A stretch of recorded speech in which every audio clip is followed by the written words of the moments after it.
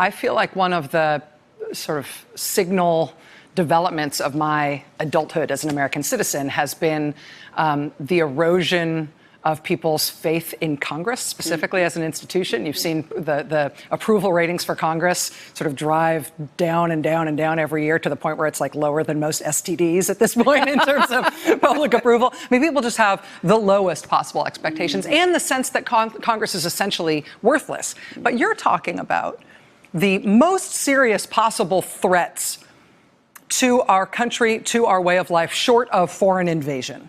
And you're saying that the key, the solution, is electing a new Congress. It's hard to put that much faith in the idea of a transformation of Congress, given the way that we as a country think of that body with such little respect now. Well, unfortunately, we have lost respect in most of our institutions, and that does have to be rebuilt. I mean, I remain optimistic that we can take on these new challenges, show the resilience that is needed. But we don't have many options. When you have a Republican Party, which I deeply regret, I served with a number of the people who are currently still in the Congress. I was there for 8 years, and I see them turning a blind eye to what is going on. I see them standing by when the president orders the declassification of very important intelligence information in order to help himself and hurt others. The continuing assault on the FBI, the Department of Justice. These are serious problems that the Republicans in Congress see. And so, yes, we need a new Congress, and we at least need a new Congress and a new Republican Party to begin to speak out and to exercise their constitutional responsibility as a check and balance on what the administration is doing. Our focus has been, as the Trump administration, as Trump as a president individually has broken so many political norms and worried so many people, including yourself, about very serious changes in American democracy.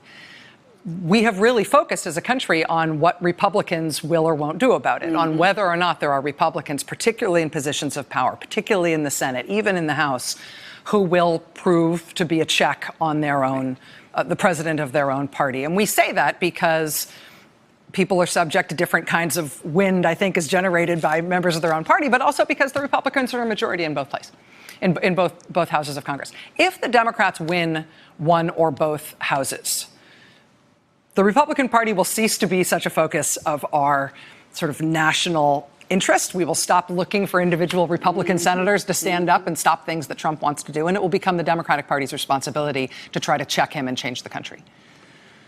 That immediately gets people to a discussion about impeachment. Do you have thoughts on that, about whether or not that's something that Democrats should put on the table right away if they get control of Congress?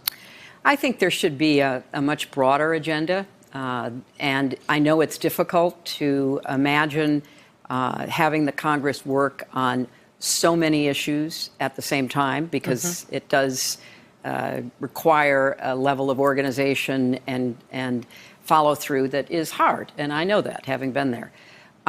If there is evidence that comes up about high crimes and misdemeanors, yes, it should be followed through on. But there is so many other things that need to be addressed.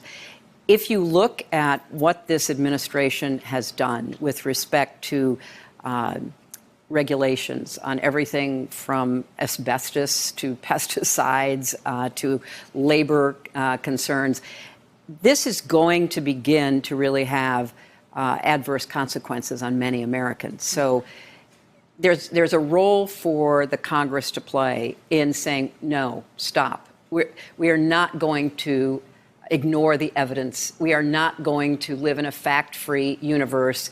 You, Administrator X, need to come up here and justify what you've done for 2 years. So there's going to be a lot to do, and the Democrats need to be ready to get immediately into action, right off the starting blocks, because a year is about what they have to begin to try to right the constitutional ship again. Do you think that the Democrats are going to do well in the midterms? Do you think there's enough to flip one or both houses? I do. But it depends upon who turns out and votes. And, you know, I know that a lot of people think there should be some other way of addressing this than just urging everybody to go out and vote.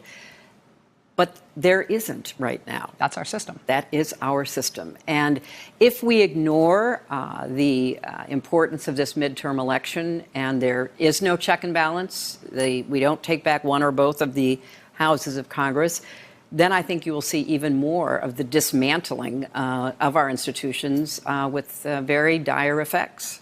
Hey there, I'm Chris Hayes from MSNBC. Thanks for watching MSNBC on YouTube. If you want to keep up to date with the videos we're putting out, you can click subscribe just below me or click over on this list to see lots of other great videos.